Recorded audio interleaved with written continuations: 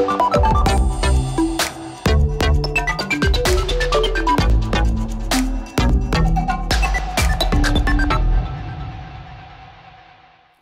everyone, you're watching Business Africa. My name is Asha Sampit and welcome to our new edition dedicated to the continent's business and economic news. And like every fortnight, you can win $150 in our Business Africa game. More details later, but first, today's top stories. Rising prices and scarcity of basic necessities in Goma, the war drags the population of eastern Congo into daily survival mode. To get only 5,000 CFA francs, $2.50, is a struggle. At the market with this amount, you have almost nothing. You look all day and you don't find anything. Finding food is a real headache for those who have children and a house to rent. Ghana's fishing canoes carved out of tree trunks are looking for a new future. It will be appropriate that we rather go fiberglass fully so that it will help the depleting of our forest. And then also, it will help us to do a better fishing in this country. Rice farmers are at the forefront to fight against Asian competition and make local production triumph. Initially, it is important to establish the best possible relationship between the various parties in order to have a top-quality finished product at the right price.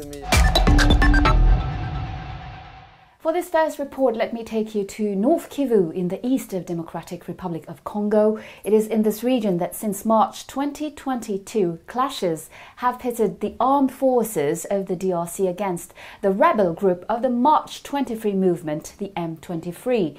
The city of Goma lives under the growing threat of a total blockade, resulting in the scarcity of basic local food products and soaring prices.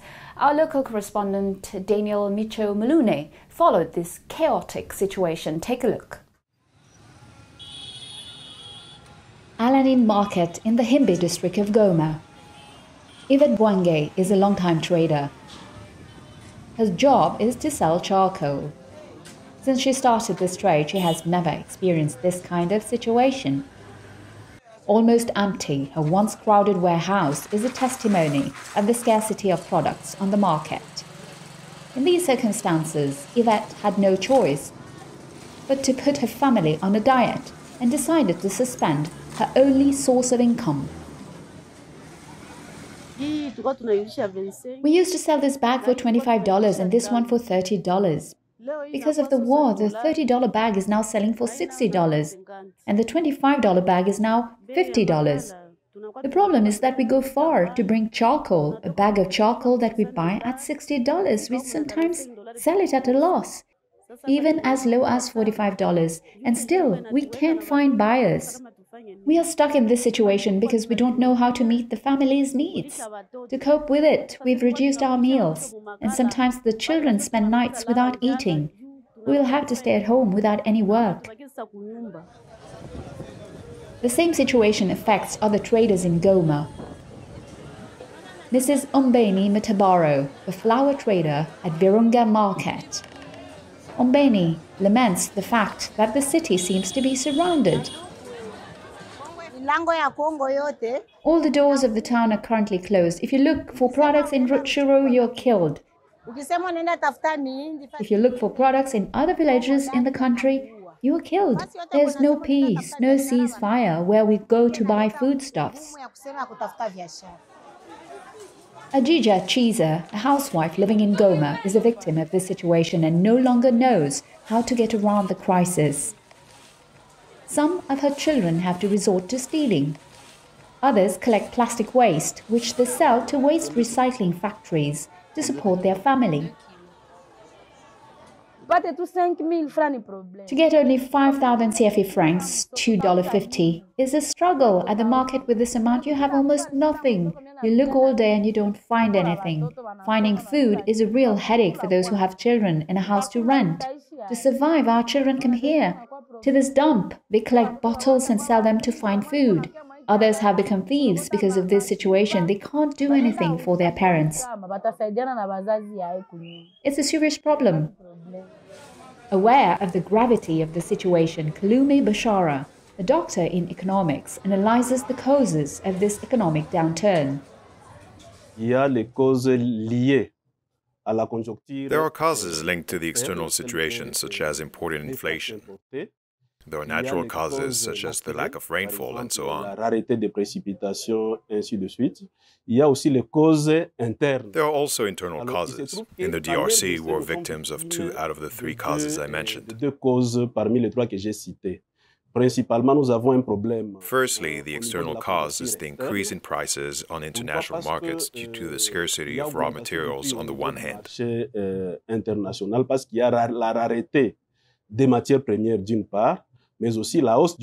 But also the increase in the price of fuel.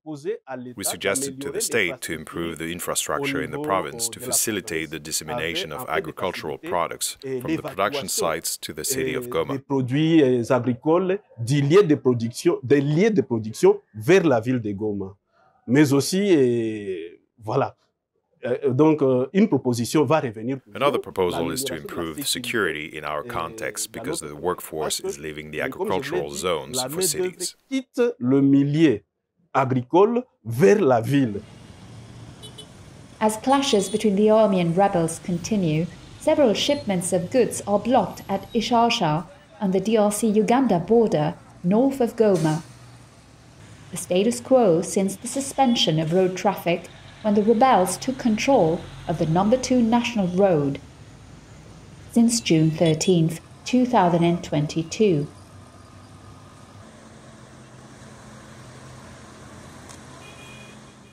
Since the filming of this report, a ceasefire has been put in place following the mediation of the heads of state of the East African community. It remains to be seen whether its impact will quickly be felt on the daily lives of the inhabitants. Meanwhile, negative signals are piling up for the neighboring Ugandan economy, the country which has suffered greatly from the impact of the COVID pandemic and then from the drought is going through a serious budgetary crisis. The government has announced that it is turning to commercial banks in the hope of finding more than $500 million to finance part of the deficit. Financial strains are already being felt in the payment of civil servants' salaries. The government of Ghana has decided to acquire 20% of the gold production of mining companies operating in the country. These purchases will be made in local currency. According to the financial agency Bloomberg, the government is in talks with the Emirates National Oil Company for an agreement to barter gold against fuel imports. Part of the goal would be to reduce demand for dollars as Ghana's currency has collapsed by more than 57% this year. And now we head for the coasts of Ghana. Here the stunning painted canoes carved out of tree trunks are a feast for the eyes in these seaside fishing communities. Yet, behind vibrant colors and the strength of local craftsmanship, a new, darker reality looms. Dwindling fish stocks and the threat of deforestation are putting at risk the livelihood of fishermen and also this rich tradition of dugout canoes carved out of trees. John Awutwi has the story. The hustle and bustle that goes on these landing sites is only a way of life. Nana Jujo Solomon has been in the fishing administration for over 35 years. And is currently an executive member of the Ghana National Canoe Fishermen Council. Our activities are always out of dugout logs called the canoe. Yes, that is what we basically use as our vessels, propelled by outboard motors from between 15 horsepower to 40 horsepower. We also have premix fuel as a subsidized product from the government to help ease, the plight and the capital intensity of the fishermen. The marine vessel, the dugout canoe, is a product of indigenous craftsmanship made from wawa logs, a wood species that is almost endangered. For this reason, the cost of production is relatively high and regulated, owing to the cost of purchasing the tree from the loggers, payment of commissions, levies, and the customary rights. Additionally, the craftsmen who mold these canoes are becoming rare, as it requires skills and lots of energy and motivation to build the vessel. Stefan Manser, a 30-year-old school dropout, is very skillful at constructing all sizes of canoes. He, however, thinks the job is not for the lazy.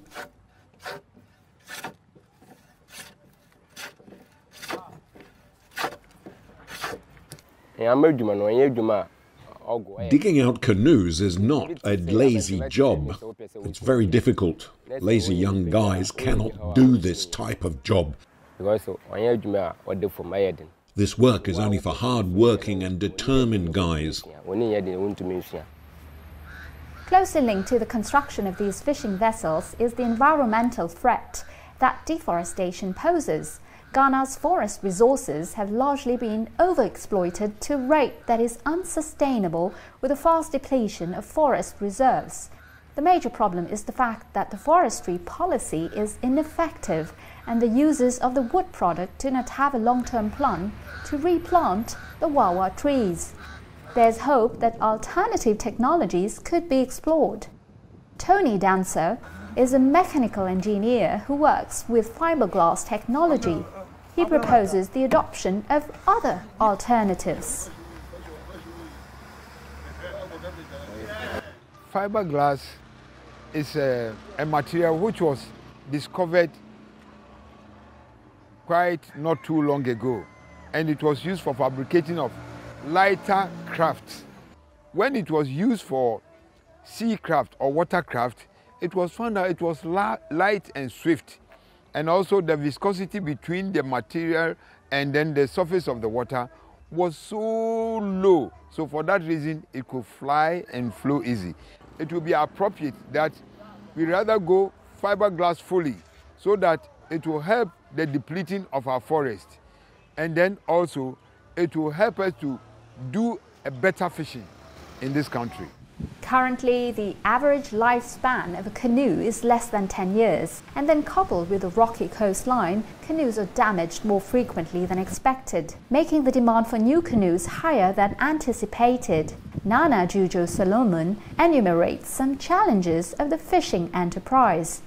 We go out in expeditions just hoping that we'll come across a school of fish, and now looking at the population explosion and the efforts on the marine stocks by both artisanal fishers and industrial fishers, it has become an obsolete practice, and therefore it's a big challenge. Fishermen can embark on expeditions for 3 to 4 months without landing a single fish, which is a problem, which is a national security problem, which is a job security problem, which also is a food security problem. Ghana's thriving fishing industry provides employment and livelihood for close to 10% of the population, and the contribution of the fishing industry to the country's GDP is estimated around 5% over the last 20 years. It is hence critical to find alternative resources to build the dugout canoe for the betterment of the fishing industry, the livelihoods of fishermen, and the Ghanaian forest.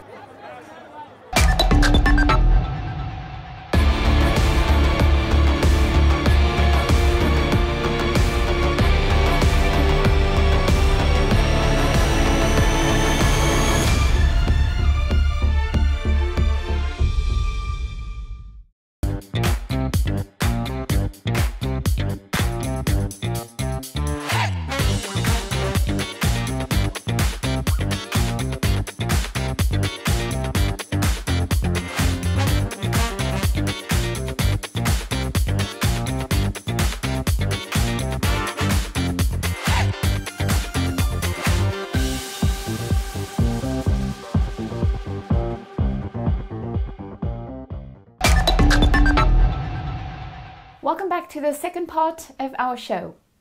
On the sidelines of COP27 held in Egypt last month, the president of Rwanda, Paul Kagame, launched IRIM Invest. This $104 million investment facility will support the private sector in developing the climate-friendly green economy. The targets: deployment of renewable energies, improvement of energy efficiency in industrial processes, introduction of emission standards for vehicles, deployment of electric vehicles, or promotion of the use of biogas on farms. It is a partnership between the Development Bank and the Rwanda Green Fund. To find out more, I met in Sharm el-Sheikh during COP27 Teddy Mugabo, president of the Rwanda Green Fund. Let's listen to her. Hello, Teddy Mugabo. Can you tell us what's the Rwanda Green Fund? Thank you. So the Rwanda Green Fund is a government fund established in 2012 with the mandate to mobilize the finance needed to support the government of Rwanda achieve its climate action agenda. So we have an ambitious climate action goals. We want to be a carbon neutral economy by 2050, but this also has an envelope where we need to mobilize 11 billion by 2030. So as a fund, we work with development partners, we attract the funds in a basket fund, and then we disperse the funds to several projects, including public and private sector. What kind of investments are you making? So we are investing in several sectors, including climate smart agriculture, landscapes restoration, electric mobility, sustainable cities. So really it's a mix of both adaptation and mitigation. But also with a strong focus of creating green jobs, building resilience of our local communities. So really we see climate change cannot be dissociated with development because the most vulnerable to climate change are the poorest. So we take that into consideration when investing in the different projects. Yeah. Can you tell me more about the finance mechanisms that are in place to invest in the youth to fight climate change? We launched Ireme Invest. So this is a green investment facility that has been designed to cater for private sector. So it's a partnership between the Rwanda Green Fund and the Development Bank of Rwanda. This really has two main objectives. One, we've seen that the rate at which climate change is happening is really not consistent with the rate at which we're mobilizing finance. So it's very important that while we are mobilizing finance, we need to be able to put structures in place that can unlock private investment, private capital. And so this is one thing. So this Ireme Invest is using a blended finance approach whereby we will be attracting grants, use them to leverage private capital. Second objective of this facility is to offer tailored financial products for the private sector across the business life cycle. So one thing we've seen is that you can't have one instrument that caters for everyone, especially when you look at our markets. We have very young private sector players who might need business development support. Some of them want grants to test and pilot. So this is what investment facility is going to be doing. It's offering grants for project preparation facility, help build bankable projects, which will be then catered for by the credit facility that will be sitting in the Development Bank of Rwanda. And this will be offering debts, guarantees, but really also trying to make sure that we provide concessional financing. Young African aged 10 to 17 are the new target of financial services. Safaricom has just launched M-Pesa Go for teens and pre-teens. The aim is to improve the ability of young people to manage money. They will actually be able to send, receive, buy phone credits and access their own version of the M-Pesa app. All this under the watchful eye of their parents, who alone will be authorized to register them to access these services. On the other hand, young people will not be able to withdraw money, borrow it, or even access foreign exchange transactions or online betting. 3 Chinese consortia have been shortlisted in Nigeria for the construction of a 37-kilometer bridge estimated at $2.5 billion. The project would be a public-private partnership. It would be the 4th bridge in the city of Lagos, crossing the lagoon to connect the economic capital of the country to the towns of Lekki, Langbaza, Bayeku and Itamakta. Its construction would decongest one of the largest African metropolises. Overcoming competition from Asian rice is the priority in Senegal. In this West African country, rice farmers are struggling to sell their production, but large quantities are still imported. Senegal is also the second largest importer of rice in Africa after Nigeria. How to get out of this gear, our journalist Eric Mounier asked the question to Senegalese farmers. Take a look. West Africa imports more than $2 billion worth of rice each year. 80% of Senegal's rice arrives here at the port of Dakar from Asia and South America. Although locally produced rice is poorer quality, it is much less expensive. But local producers cannot satisfy demand. And yet Senegal's territory is ideally suited, with the Senegal's river enormous delta providing 250,000 hectares of potential rice paddies. At present, just 25% is used for that purpose. Most are small-scale family plots. I've divided my land into 3 parts, with different varieties of rice on each one. They don't have the same characteristics. 177, for example, has a particular fragrance, and I keep it for my own use. I sell the other varieties on the market. Like Mr. Diop, most farmers keep half their crops for personal consumption and sell the other half. The unmilled rice, or paddy, is harvested before being processed. The growers remove the outer husk of the rice and then the grains are polished. The rice is now ready for consumption. For every 100 kilos of harvested rice, 66 kilos are left after the various stages of processing. Senegalese producers provide just 150,000 tons of rice for sale on the markets, well below national consumption, estimated to be over 600,000 tons.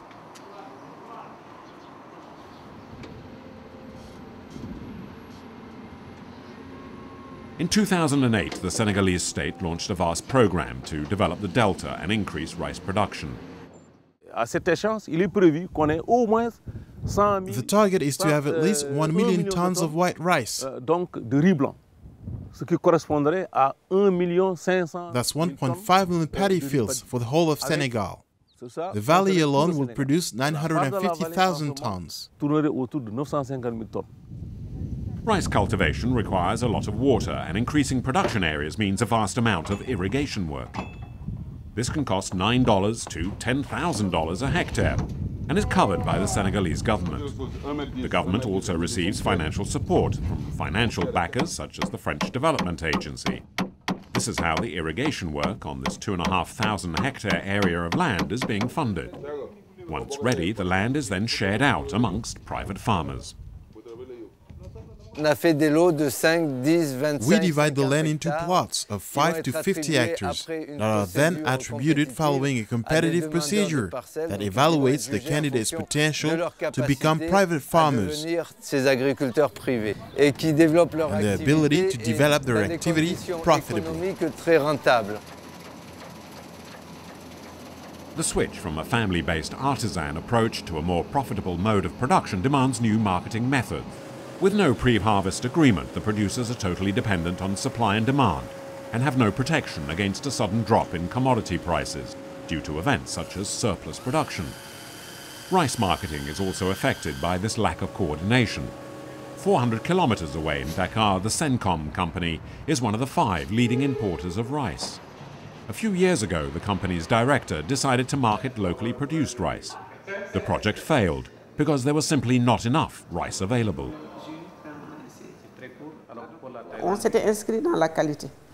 Quality was key for us. We imposed standards and the factory respected them. They had the equipment they needed, but the problem was the supply. We couldn't even produce 1,000 tons on the entire year. It was pretty discouraging. One of the major drives in the rice sector was to establish an organization that would enable producers to reach a common agreement before the harvests. It was an attempt to ensure greater coherence between supply and sales. Initially, it is important to establish the best possible relationship between the various parties in order to have a top-quality finished product at a right price. If the sector works, all of the parties stand to gain. If the price for the finished product is appropriate, everybody wins. This interprofessional organization would cover producers, wholesale importers, local tradesmen and rice growers. And Dakar's markets would certainly be adequately supplied. On the market stalls, local rice would hold its own against Asian rice. And Senegal's shoppers would have the final word. It's imported rice, and it's good. I get it every time for myself and my parents. A lot of people buy imported rice, but in my opinion, the local rice is cheaper and better. Before, I only bought imported rice, but now I buy local produce. I think it's better, and people say it's better for you if you are diabetic, because it has less sugar than imported rice. Senegal's rice sector is entering a new era, with better quality varieties and greater interprofessional organisation.